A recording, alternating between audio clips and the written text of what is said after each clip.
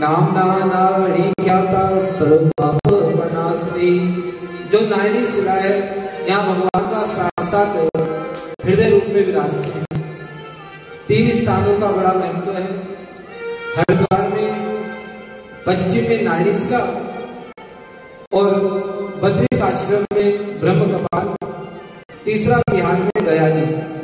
3 स्थानों का बड़ा महत्व है। जो गंगा जल से तीर्थ में पिंडदान आदि तर्पण आदि करते हैं उन्हें अनंत अनंत फल की प्राप्ति होती है। एक गयासुर नाम के राक्षस ने बहुत जप और तप को किया। ब्रह्मा जी ने उन्हें वरदान दिया, यदि आप पापी व्यक्ति को भी स्पर्श करोगे तो उसके पाप मिट जाएंगे। जगह जगह गयासुर की ख्याति होने लगी। अब इंद्र को लगा कहीं ऐसा ना हो गयासुर ही इंद्र बन जाए। इंद्र ने आकर ब्रह्मा जी से कहा, आपने ऐसा वरदान क्यों दिया? ब्रह्मा जी ने कहा, हम तो भक्त के अधीन हैं। जो भक्त भक्ति करेगा, तप करेगा, उसे फल हमें देना ही है, चाहे कुछ भी हो। अंत में इंद्रादि देवता भगवान नारायण के पास गए। भगवान नारायण से कहा कि आप ही कोई उपाय बताए। भगवान नारायण ने कहा, मैं भी चाहता हूँ कि तीर्थ में सदैव तीर्थ का फल प्राप्त होता रहे, और जो कुछ स्थान ऐसे होंगे कि जहां पर मेरी भक्ति करने से पितरों को लाभ प्राप्त होगा। भगवान विष्णु जी गयासुर के पास आए, कहा तुम्हारा शरीर बड़ा पवित्र है। इस समय भूमंडल में कोई ऐसा स्थान नहीं कि जहां पर यज्ञ को किया जा सके। सत्य की बात थी, तुम्हारा शरीर बड़ा विशाल है, मैं चाहता हूं तुम्हारी छाती पर यज्ञ करूं। गयासुर ने कहा, यह शरीर अगर देवताओं के काम आएगा तो उससे बढ़कर बात क्या है। गयासुर मान गए। तिथि मुहूर्त निश्चित हुआ और भगवान नारायण ने गयासुर की छाती पर यज्ञ को किया। यज्ञ से भगवान नारायण बड़े प्रसन्न हुए। कहा कि गयासुर क्या चाहते हो? गयासुर ने कहा, जहां मेरा शरीर है उस शरीर में आप ही की पूजा हो, और ये जो स्थान है इनका महत्व हर काल में बना रहे। भगवान नारायण ने गयासुर को मोक्ष प्रदान किया और चक्र से 3 भाग कर दिए। मस्तक रूप में ब्रह्म कपाल के पास में जो शिला है वहां पूजन होता है, और यहाँ पर भगवान नारायण का स्थान नारायणी शिला आपने दर्शन किया है, वहां पर धड़ रूप में भगवान विराजते हैं, और चरण रूप में गया जी में, जिन्हें चरण गया बोलते हैं। जो नारायणी शिला है उन्हें नाभि गया बोलते हैं, और जो बद्रीनाथ जी में उन्हें मस्तक गया कहा जाता है। इन तीनों स्थानों का बड़ा महत्व है। जो पितरों की भक्ति को करते हैं, गंगा जल से पितरों को जल प्रदान करते हैं, वह हाथ धन्य है, वह जीवन धन्य है। चंद्रायणं चरेद्यस्तु सहस्रम कायशोधनम पिबध्य चैव गंगामा समोस्यातामुभावपि। ब्रह्मकुंड के विषय में बताया। यह जो ब्रह्मकुंड स्थान है, राजा श्वेत ने इसी स्थान पर तप को किया। यह स्थान गंगा जी के भी आने से पहले का स्थान है। ब्रह्मकुंड में यहाँ पर राजा श्वेत ने भारी तपस्या को किया। ब्रह्मा जी प्रसन्न हुए, कहा कि क्या चाहते हो? राजा श्वेत ने कहा कि आप इसी स्थान पर विराजित रहें। ब्रह्मा जी ने कहा ठीक है।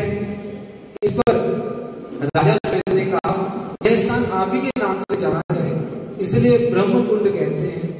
राजा श्वेत ने कहा कि मैं चाहता हूँ इस स्थान पर आप तीनों शक्तियों के साथ विराजित हूँ, ब्रह्मा विष्णु महेश त्रिदेव यहाँ पर विराजित हूँ। इस पर ब्रह्मा जी ने कहा ठीक है, और भगवान विष्णु जी और शिव जी के साथ में यहाँ ब्रह्मा जी विराजित रहते हैं। यह स्थान बड़ा ही पावन ब्रह्मकुंड है। जो प्रातः काल ब्रह्मकुंड में गोते लगाते हैं उनका जीवन धन्य धन्य हो जाता है। बहुत लोग प्रातः काल जाते हैं और ब्रह्म मुहूर्त में स्नान करके आते हैं, अलग ही फल है। और वहाँ का जल जो है अपने यहाँ रखे रखो 5 साल 10 साल, वह जल वैसे ही पावन बना रहता है, क्योंकि जहाँ पर देवता विराजित होते हैं उनकी शक्तियाँ सदैव समाहित रहती हैं। वह पावन स्थान ब्रह्मकुंड स्थान है। राजा श्वेत ने बहुत यज्ञ को किया, और यह जो स्थान है, यह स्थान जहाँ पर राजा विक्रमादित्य के भाई भरतहरि ने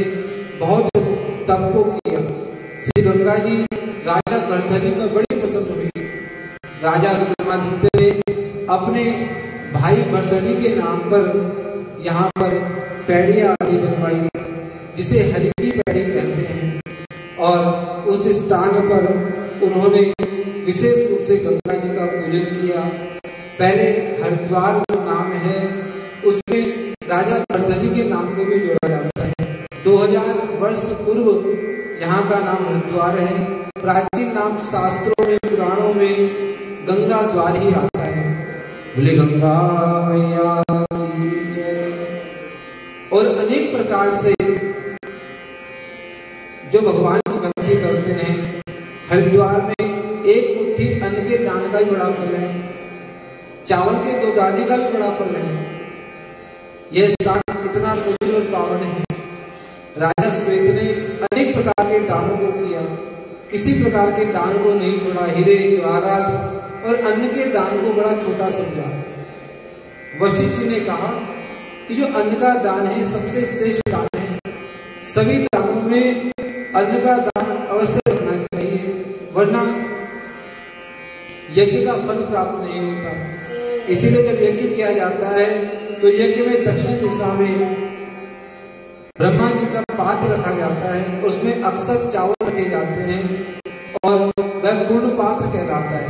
यज्ञ की सांगता के लिए, यज्ञ की सिद्धि के लिए, यज्ञ की पूर्णता के लिए वह पूर्ण पात्र दिया जाता है, जिससे यज्ञ का फल प्राप्त हो। उसी प्रकार से अन्न के दान का बड़ा फल है। और राजा श्वेत जब मृत्यु के पश्चात स्वर्ग को गए तो वहां पर उन्हें अनेक प्रकार के हीरे जवाहरात, धन संपदा, वैभव प्राप्त हुआ, परंतु अन्न प्राप्त नहीं हुआ। वशिष्ठ जी योग से जान गए कि राजा श्वेत भूखे हैं। उन्होंने कहा कि अपने जो पुरोहित हैं उनके माध्यम से हरिद्वार तीर्थ में अन्न का दान कीजिए। इस प्रकार से ब्रह्मकुंड में अन्न का दान